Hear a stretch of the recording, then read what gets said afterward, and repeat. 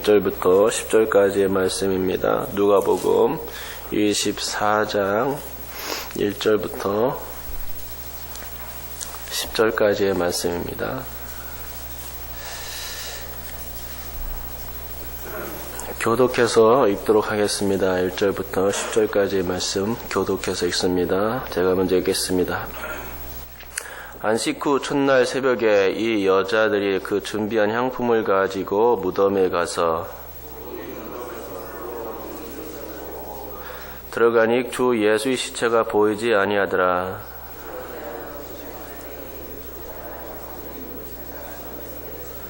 여자들이 두려워 얼굴을 땅에 대니 두 사람이 이르되 어찌하여 살아있는 자를 죽은 자 가운데서 찾느냐.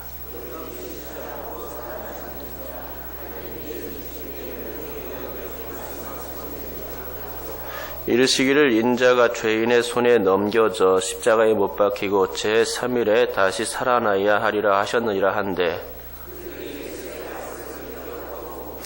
무덤에 돌아가 이 모든 것을 11사도와 다른 모든 이에게 알리니 이 여자들은 막달라 마리아와 요한나와 야고보의 모친 마리아라. 또 그들과 함께 한 다른 여자들도 이것을 사도들에게 알리니라. 아멘. 사람이 죽었을 때 사용하는 단어가 아주 많이 있습니다. 제가 한번 나열해 보면 사망, 임종, 별세, 운명, 영면, 작고, 타계, 서거, 붕어, 승하 이런 등등의 단어들이 있습니다.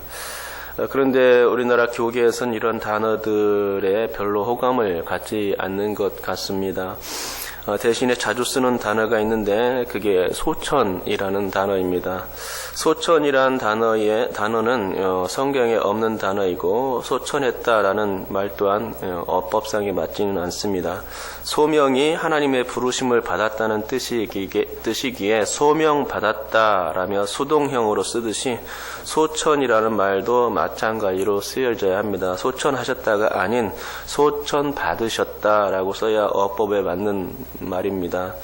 어찌되었든 살펴본 바와 같이 죽음과 관련된 단어들은 많지만 유독 기독교에서는 이렇듯 소천이란 단어에 관심을 많이 기울이는 것 같습니다. 또한 장례 예식에 있어서도 천국 환송 축하 예배라는 교회의 장례 예배가 있습니다. 정말 매력적인 명칭입니다.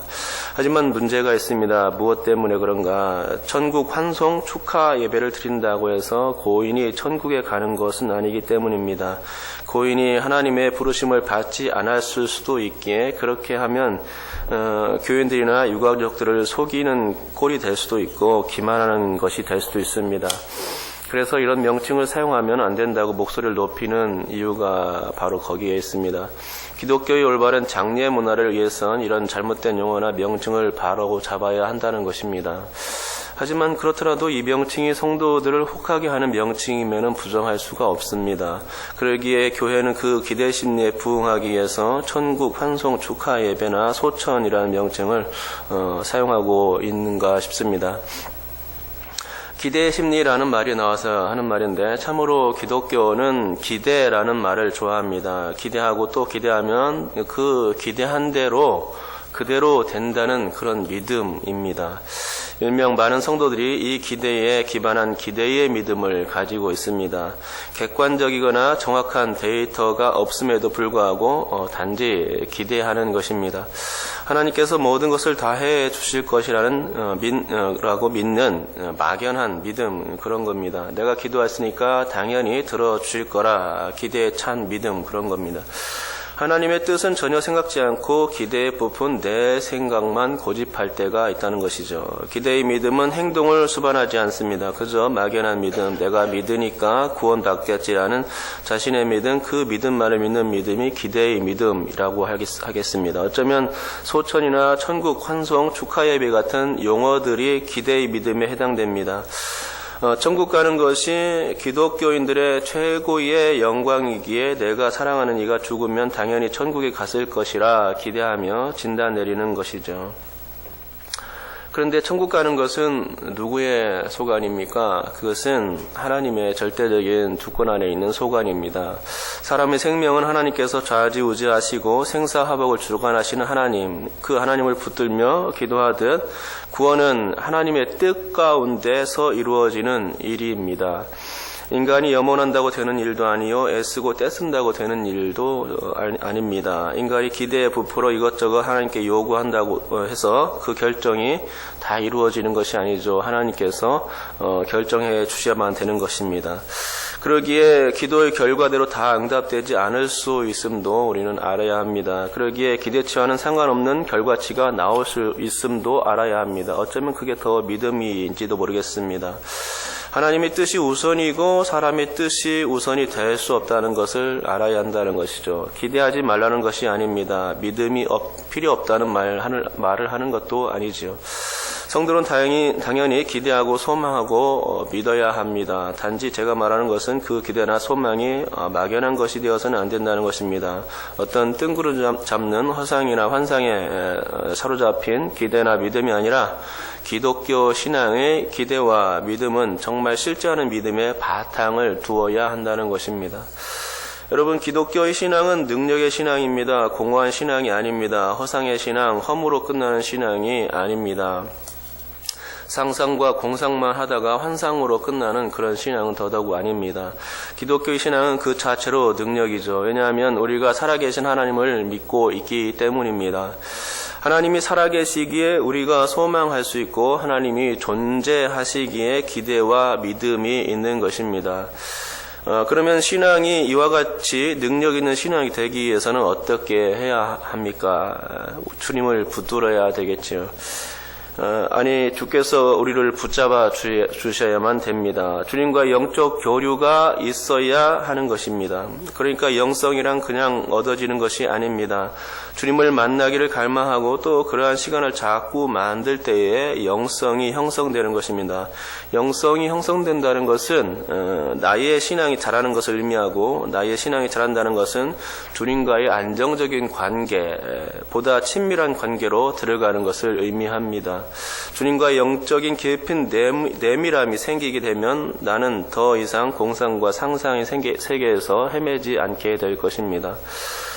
본문에는 여자들이 나오죠. 누가복음에서는 이 여인들을 여러 명으로 언급하고 있는데 그 중에 구체적으로 언급된 여인은 3명으로 나옵니다. 막달라 마리아와 요한나와 야고보의 모친 마리아입니다. 그녀들은 안식일이 지나기를 기다렸다가 새벽 미명이 되었을 때에야 비로소 예수님의 무덤을 찾게 됩니다. 비록 시체로 변했지만 그토록 사랑했던 예수님의 몸에 향품과 향유를 발라드리고 싶었기 때문입니다. 그래서 예수의 무덤을 찾은 겁니다. 그런데 예수님의 무덤을 찾으면서 이 여인들의 믿음이 어떠했을까요? 정말 기대에 부푼 마음으로 무덤을 찾았겠습니까? 아니면 믿음이 충만한 가운데 무덤을 찾았겠습니까? 전혀 그렇지 않은 것 같습니다. 오히려 정반대였습니다. 어쩌면 예수님의 무덤을 찾으면서 그녀들은 매우 침울해했을 것입니다. 웃거나 기쁜 표정이 없었습니다. 소망이 없는 슬픈 얼굴로 무덤을 찾았을 것으로 보입니다. 여러분, 예수님의 무덤을 찾은 이 여인들에겐 믿음이 있었습니다. 그런데 그녀들이 가지고 있었던 그 믿음이란 게 과연 어떤 믿음이었을까요? 정말 그들이 온전한 믿음, 충실한 믿음, 참된 믿음에 근거하는 그런 믿음을 가지고 있었을까요? 제가 보기엔 그녀들의 믿음은 그렇지 못했습니다. 알맹이가 쏙 빠진 그런 믿음과 같았습니다. 뭔가 희미한 안개와 같이 잡힐 것 같지만 잡히지 않는 화상의 믿음이라고 해야 될 것입니다. 공허한 믿음이었지 생생한 믿음은 아니었습니다. 특히나 무덤에 갔을 때 예수의 시체가 보이지 않자 얼마나 낙담했을까요? 매우 상심이 컸을 것입니다. 사람이 꽃도 피지 못하고 죽게 되면 얼마나 슬픈 일입니까? 아마도 가장 슬픈 장례가 이 나이 어린 사람의 장례일 것입니다. 그것만큼 슬픈 장례는 없습니다. 정말 죽은 아이의 부모님과 유족들에게 어떤 말로 위로를 드려야 할지 막막할 때가 바로 그런 경우입니다. 다만 슬픈 표정으로 말없이 전문할 뿐이죠. 그 어떤 말도 그분들에게 통하지 않고 위로가 되지 않습니다. 예수께서 꽃다운 청춘에 돌아가셨다는 말입니다. 그것도 억울하게 돌아가셨습니다. 거기다가 시체까지 없어졌으니 이제 난리가 난 것이죠. 일말의 희망조차 없어 보였던 것입니다. 여러분, 이 믿음이란 건 살아있는 것을 붙잡는 행위입니다. 죽어있는 것을 쫓는 행위가 아닙니다. 여인들이 예수의 시체를 찾아 무덤을 찾은 건 매우 잘한 일입니다. 그것은 예수님을 위한 매우 귀중한 마지막 행위였습니다. 어쩌면 여인들이 한 최고의 믿음의 표현일 것입니다. 하지만 문제가 있습니다. 시체를 본다는 것은 정말 그 자체인 것이고 슬픔밖에 자아낼 게 없다는 것입니다. 절망 그 자체죠. 죽은 이를 만지는 행위는 기대와 소망을 앗아가게 만드는 일입니다. 거기에는 일말의 희망이 보이질 않습니다. 죽은 시체를 보면서 생명과 부활을 생각하는 사람이 몇이나 될까요? 물론 상상은 할 것입니다. 하지만 현실은 죽은 시체를 보는 것뿐이라는 것이죠.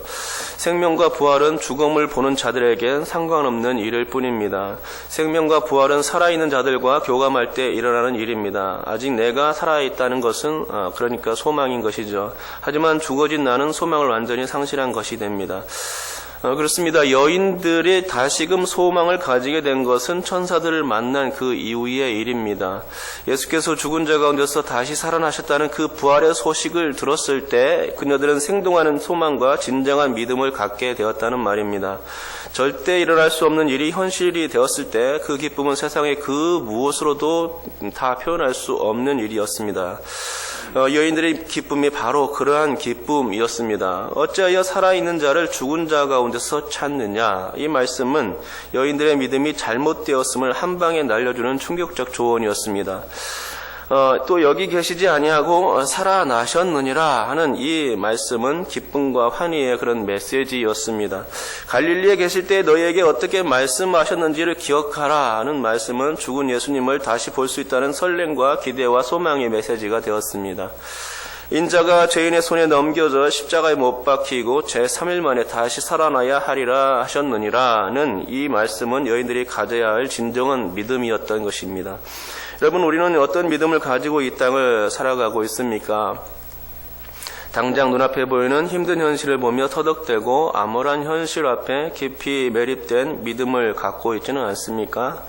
절대로 현실에서는 죽음과 절망과 슬픔만을 볼 수밖에 없고 그것을 극복할 수조차 없는데 인생의 죽음을 위한 장례 준비만 하고 있지는 않느냐 하는 것이죠. 여러분, 기독교의 믿음은 그런 게 아닙니다. 기독교의 믿음은 세상이 가지는 기대와 소망과 다릅니다. 세상이 주는 것은 종착역이 정해진 땅끝입니다. 땅끝 이상의 그 무엇을 보거나 기대할 수 없는 것이 세상의 기대요 소망입니다. 그것들은 당장 만져지고 보여지는 것 같지만 결국에는 시체를 만지는 것과 다름없이 절망으로 끝나는 상황이 된다는 것입니다.